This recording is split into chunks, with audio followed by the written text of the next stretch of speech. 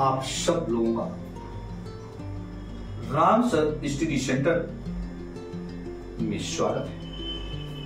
आज हम class 11th के बच्चों के लिए कुछ लेकर आए हैं। हाई स्कूल के बच्चों का बोर्ड एग्जाम हो चुका है और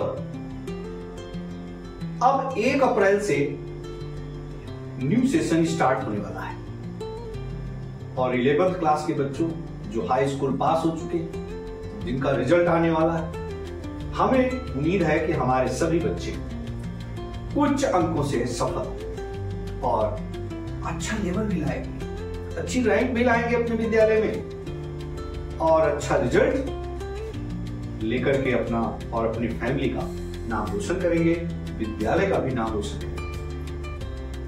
तो उन लोगों को आगे चल करके कुछ बच्चे पीसीएम और पीसीबी से भी पढ़ाई चालू करेंगे।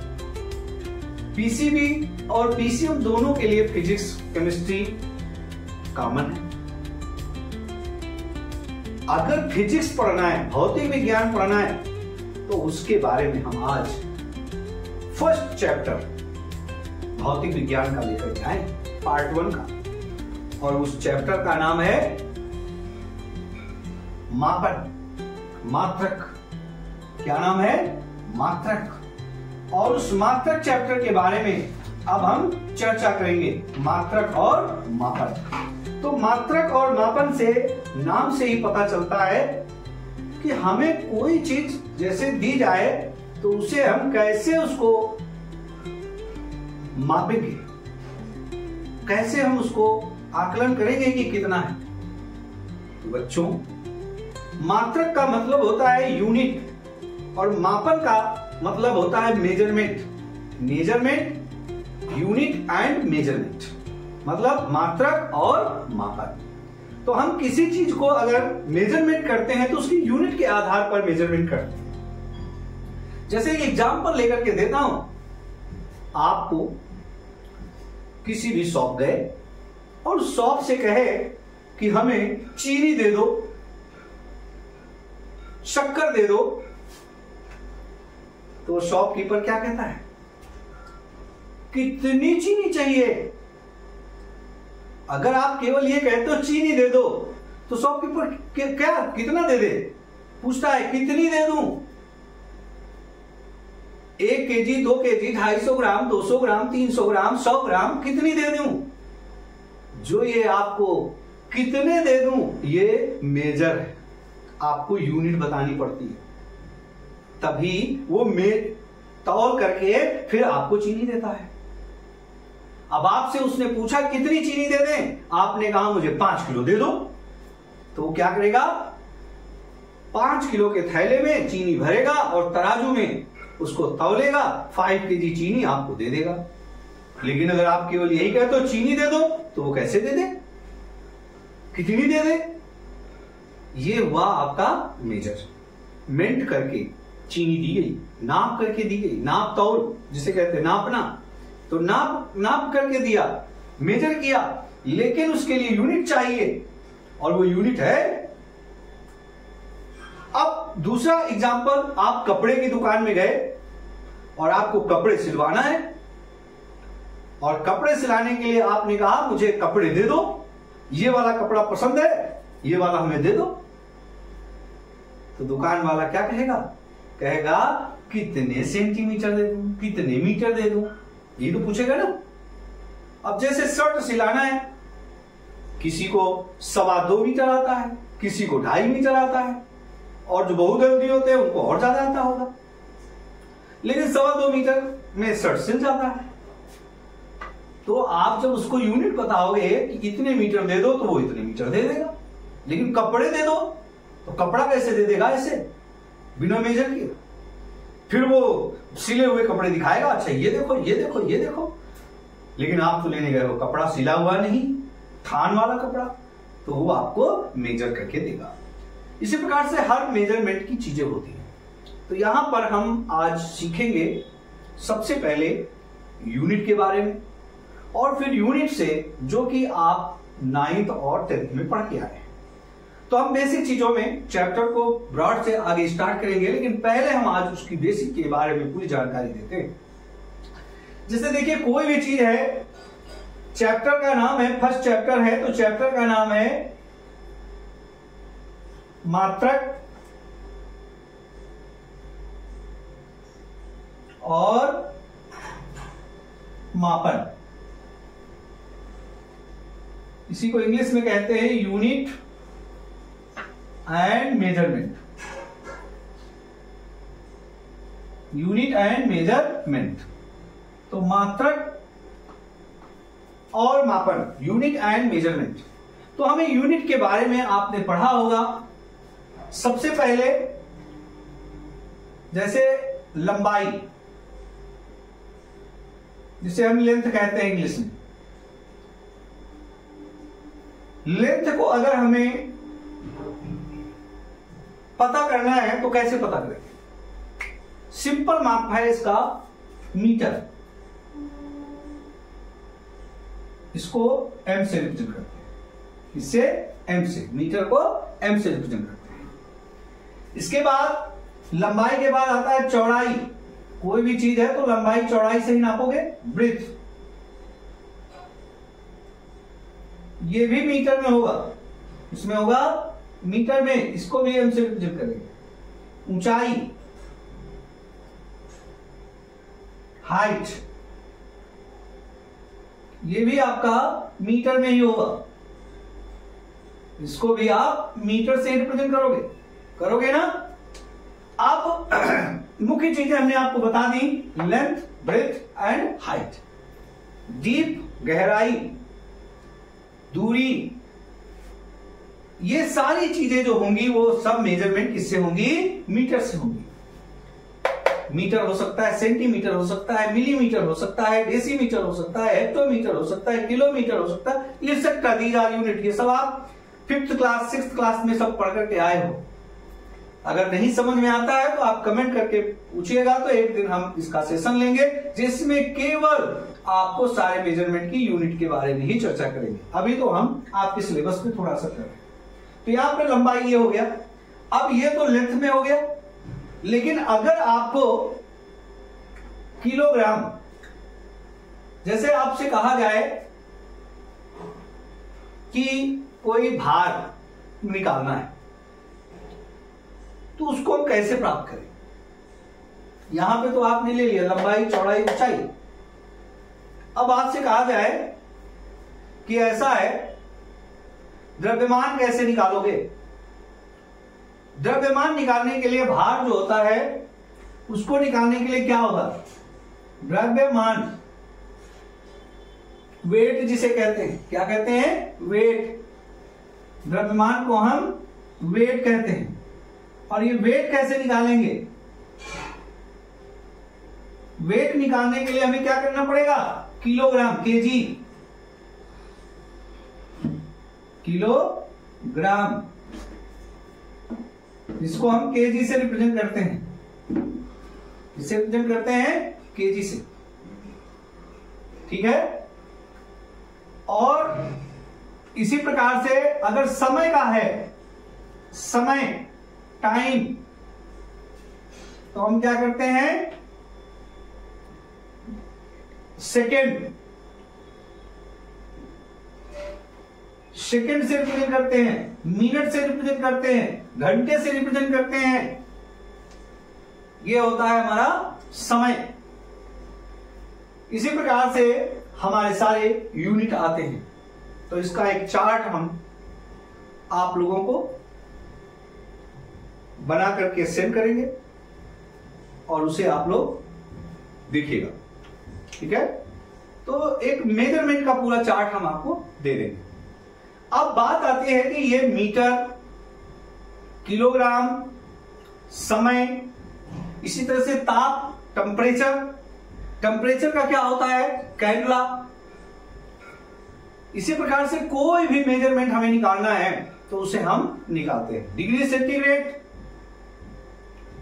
केल्विन टेम्परेचर का होता है, इसी प्रकार से हम कोई भी मेजरमेंट कर सकते हैं। तो हम इसके आगे और थोड़ी सी जानकारी देते हैं।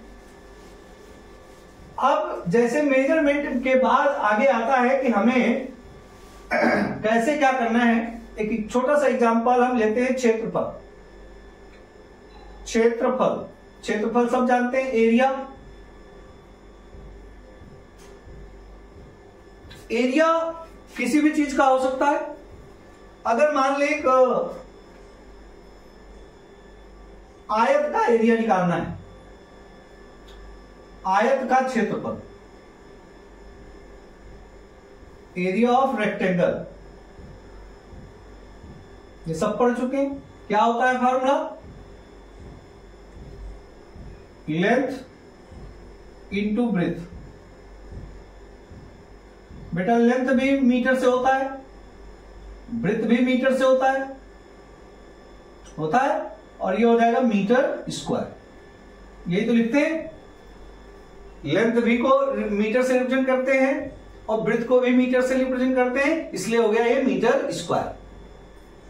लेकिन यही चीज अगर इसका एक घनाभ का आयतन निकालना है, घनाभ का आयतन, वॉल्यूम ऑफ क्यूबाइड, तो हम क्या लिखते हैं? Length into breadth into height, यही तो लिखते हैं। यहां पे लेंथ भी एम है, ब्रेथ भी एम है, हाइट भी एम है, और ये हो जाता है मीटर क्यूब, मतलब मीटर क्यूब। इसको हम स्क्वायर मीटर और इसको क्यूब मीटर भी बोलते हैं। तो ये यूनिट ही है, एरिया की यूनिट ये है और वॉल्यूम की यूनिट ये है। एरिया की यूनिट मीटर स्क्वायर और स्क्वायर मीटर, और वॉल्यूम की यूनिट मीटर क्यूब और क्यूब मीटर होती है। आगे इसकी हमें जरूरत पड़ी। इसी प्रकार से ये तो आपने पढ़ा अभी, एरिया और वॉल्यूम, और भी चीजें होते हैं। अब आ गया पेरीमीटर।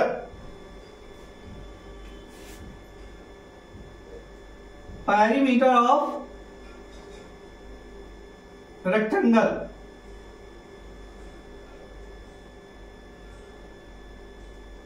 आयतन, आयत का परिमाप। आयत के परिमाप का फार्मूला आप सब लोग पढ़ चुके हो पहले से, length to length plus breadth, यही होती है। अब आप करोगे क्या? 2 मीटर प्लस मीटर, यही तो लिखते हो। लेकिन इसका जो ग्रैंड टोटल आता है वो भी आप अगर इसको लिखना चाहो तो क्या लिखोगे? 2 और 2 मीटर बराबर 2 2 जो 4 मीटर। पर हमें इसकी मल्टीपल की जरूरत नहीं है, हमें यहां पर ओनली देखना है मीटर। इसकी यूनिट जो होगी वो क्या होगी? मीटर। अगर ऐड हो रहे हैं, सब्ट्रैक्ट हो रहे हैं, तो उसमें यूनिट में डिफरेंस नहीं होता है, यूनिट वही मानी जाती है। बट मल्टीप्लाई हो रहे हैं तो यूनिट की पावर ऐड हो जाती है। इसीलिए देखा यहां पर मीटर इंटू मीटर तो मीटर स्क्वायर हो गया, 2 मीटर हुए। यहाँ पे 3 मीटर आ गए, metre into metre into metre तो मीटर क्यूब हो गया। यहाँ मीटर मीटर जोड़ने पर 2 मीटर हो रहा है, पर इसकी यूनिट मीटर ही रहेगी। ये चीज क्लियर हुई? इसी प्रकार से हम और भी चीजों की भी यूनिट निकाल सकते हैं। जैसे एग्जांपल ले लेते हैं बल। बल माने फोर्स। फोर्स का फार्मूला होता है F फोर्स का फार्मूला F बराबर मास इंटू एक्सेलरेशन। एक्सेलरेशन ये होता है, या हिंदी में लिख देते हैं, हिंदी में भी पता चल जाए। द्रव्यमान गुणे त्वरण। द्रव्यमान को मास बोलते हैं और त्वरण को एक्सेलरेशन बोलते हैं। तो द्रव्यमान जो आपका है वो किससे रिप्रेजेंट होता है? केजी से। और त्वरण जो होता है वो क्या है? अब पहले यहां पर एक चीज और ध्यान देना, त्वरण का मात्रक निकालना पड़ेगा। आपको पता, हमें पता है, आपको पता नहीं। तो त्वरण का मात्रक कैसे निकालेंगे, हम पहले उसके बारे में बताते हैं। त्वरण क्या होता है? ए, त्वरण को ए से रिप्रेजेंट करते हैं। एक्सीलरेशन, एक्सीलरेशन की परिभाषा जो होती है, आप छोटी क्लासेस में 9th और 10th में पढ़ के आए हैं। एक्सीलरेशन क्या होता है? एक निश्चित समय में वेग परिवर्तन की दर को त्वरण कहते हैं। वेग परिवर्तन की दर को त्वरण कहते हैं, मतलब v/t। v क्या है? वेग है। t क्या है? समय है। v को वेलोसिटी बोलते हैं। Rate of change of velocity is called acceleration. ठीक, तो वेलोसिटी, अब वेलोसिटी की बात करें तो वेलोसिटी क्या होता है? Rate of change of displacement. Displacement का मतलब यहां पर हम लिख सकते हैं s/t/t, मतलब s/t²। s क्या है? डिस्टेंस, दूरी, तो मीटर हो गया। t समय है, तो t का हमने आपको बताया था कि t ही रहेगा। t का मतलब सेकेंड, तो सेकेंड का स्क्वायर हो गया, और इसकी यूनिट बन जाती है मीटर प्रति सेकेंड स्क्वायर। मीटर प्रति सेकेंड स्क्वायर। अगर यहां पे हम लिखेंगे तो मीटर प्रति सेकेंड स्क्वायर, ये हमारी यूनिट बन गई, मीटर प्रति सेकेंड स्क्वायर। इसी में आगे आपको